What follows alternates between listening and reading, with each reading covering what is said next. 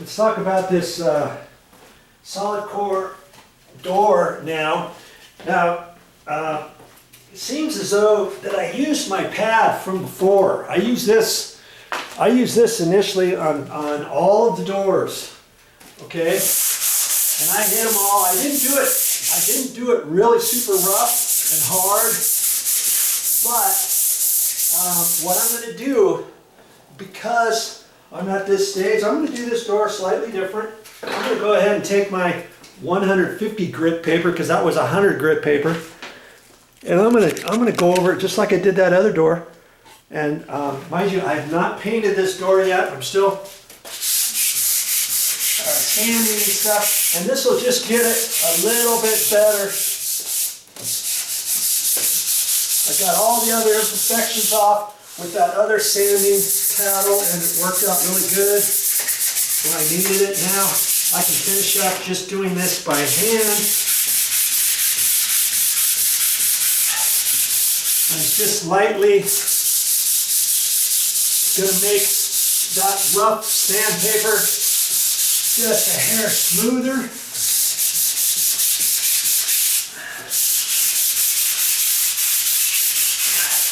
Seems as though I haven't painted these doors yet, this particular door at all. I'm just going to do a once over on this the way I should have done all the other doors.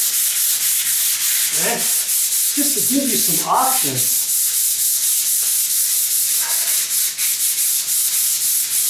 It just depends how much time and effort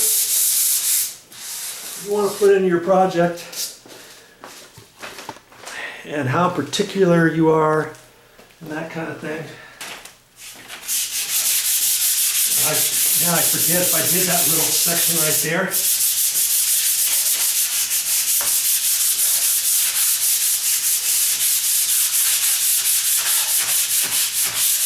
I mean, good grief, how many times do you have to sand, right?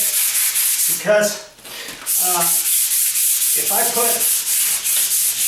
I put 2 coats on here, like I'm thinking of doing, after I get the first coat on, and after it dries, I'm gonna probably lightly go over it just like that.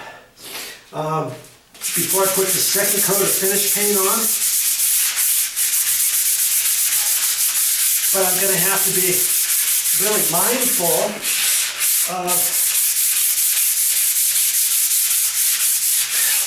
how soon I want to put this second coat of paint on, you know, because I've got to let it cure enough before I slightly want to sand again, you know, because I don't want to gouge into the fresh paint, let's say.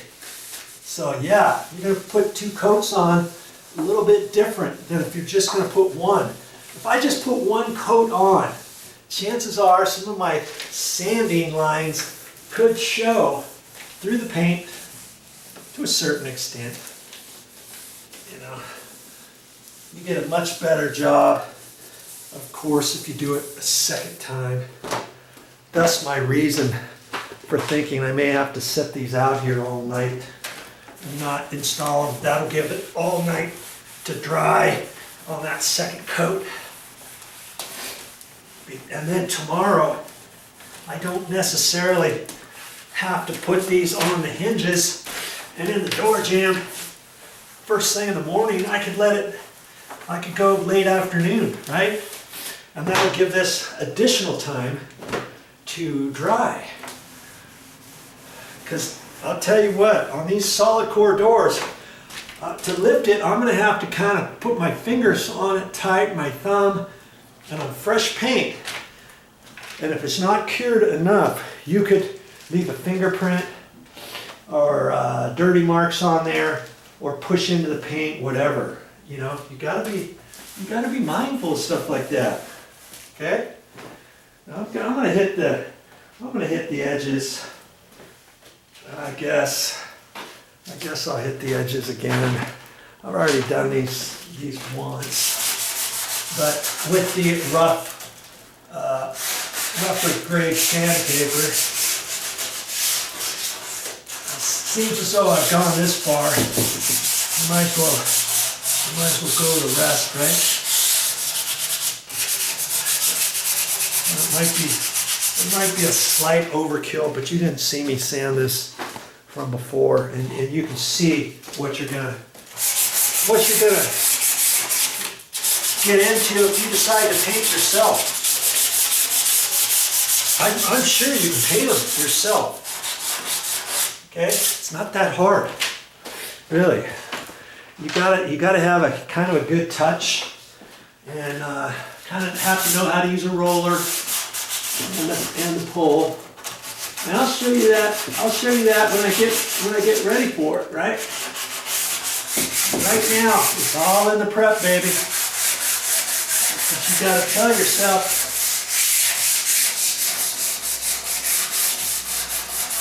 How much time, energy, and effort do you have to get your job to look right? I mean, you could slough through it and just repaint the doors and do nothing if you want. But I'm not going to be too happy with what they look like when you get done. See, before I even started sanding, initially I went around and I tried to get off the fingerprints. And in fact, I'm gonna have to look at this door again because I see some fingerprints on it. That's because we moved in here quite a few months ago, and we got some grubbies on this door already. I can see in certain areas. So of course I've got my simple green here, and I'll do a once over on this with my. I got a sponge here. And I'm going to just do, see, I can kind of see where I should do that, plus around where the hinge was. And I've got a little black mark right there, and I'm thinking it was dirt, but it could be because that area had to be sanded more so than other areas. That's taking some of the paint off right in this area, and that's almost right there showing the wood. And see, another good reason to be aware of stuff like that, so then maybe that decides for you whether or not you're going to put 2 coats on or just 1 coat or whatever. You know?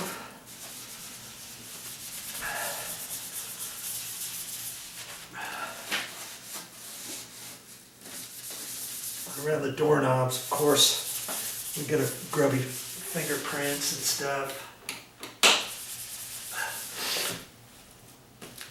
And I'm thinking most of this looks in pretty good shape. And I'll wipe that down with my rag.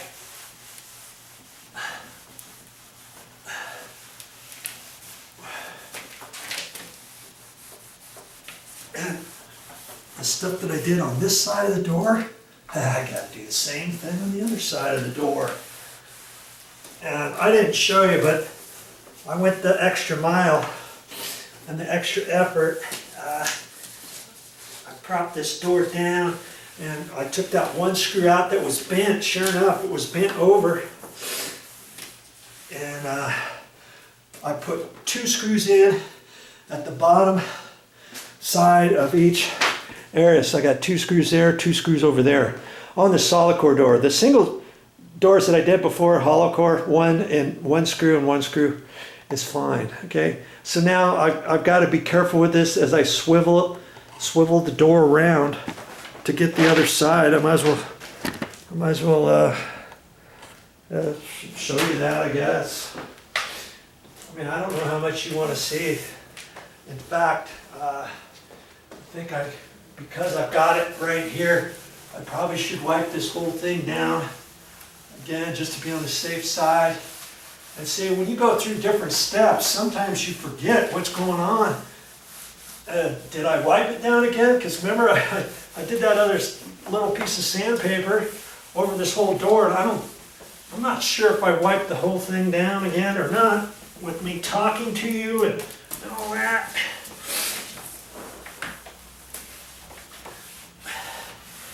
Oh,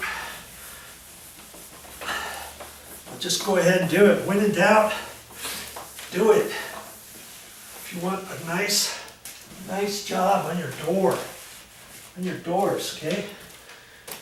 And just check it out. If you can do one door good, you can do them all, right? Think of all the money you could save by starting to do things yourself. Yeah, it's going to take time and effort and all that, but it's going to save you. It's going to save you in the long run if you've got the time, okay? If you don't have the time, maybe you don't want to do this after all. I don't know if I want to swivel it on those screws or not, so I'm going to try to lift it and take the weight off it. Okay? If you've got the time, if you're retired, or if you got plenty of weekends to do certain things on your project, and you like working and saving money, and when you get done, you can stand back and look at all the stuff you did and know that, oh, wow, look at that, I did it all myself, then this kind of stuff is for you. I've got all kinds of videos on my channel that aren't associated with this condo renovation, and to find anything, I mean anything on my channel, or whatever projects you're doing, if you're doing sheetrock, painting, electrical, carpet, doors, door handles, whatever it is, plumbing, whatever it is, I might have it on my channel. You just never know. And the way to find out, the best thing to do is you go to my main YouTube channel page and click on playlists. Then it will take you to an area, and then you can scroll through all of the playlists I have on my channel. Currently I got, I don't know, 53, 54 different topics. And then you click on there, and then it shows all the sheetrock videos that I've ever done, all the electrical I've ever done, all the ceiling fan stuff I've ever done, all the plumbing stuff I've ever done in that particular playlist. Okay, so you can always check all that kind of stuff up. Grab yourself some coffee, your popcorn, and get back in your easy chair and have at it. I got, oh, I don't know how many hours of videos I got on my channel. I got 2,500 videos on my channel. So there's got to be something there that you can save money on, even if it has nothing to do with the condo rehab, the condo renovation. Maybe it's a house rehab. Maybe it's something else. Maybe you're just wanting to paint some walls, whatever. If it's on my channel, you'll find it at the playlists, okay? Remember that. All right, so now, what am I going to do on this side of the door? The same thing I just showed you. And I'm only going to do that on that door. I don't want to get mixed up. I'm only painting this one face of this particular door here for the reasons why I already told you, okay? So I got to keep that in mind when I get my paint out and all that kind of stuff. And see, this one happened to have the bottom door shoe. And see, I've got to take into consideration what's going on here, because see, where the shoe is, it only goes up to there. You can see there's marks up above that. I'm going to have to do some cleaning on this side and maybe some sanding to blend that in. And then I know I've got to do more painting there. And see, another reason to get 2 coats on your door. See right in here where my grubby's fingers are, and it might be just for me moving it with my hands. So I got to make sure I keep my hands clean too prior to painting. Okay. All kinds of stuff you've got to think about. You see, there used to be a little gouge right there. I may have to sand that a little bit bigger and then blend it in. And then when I get ready to start painting just these grooves with my paintbrush, I'll look and see any any dark spot on here, I'll hit with my paintbrush. Do you know what I mean? First, and that will be drying. In fact, I'll do that first before I hit these edges, okay? That will be drying while I'm hitting these edges here, and then I can flip the door around, being careful not to get into there and all that kind of stuff. Hey, step by step, you'll get it figured out. You'll get her going.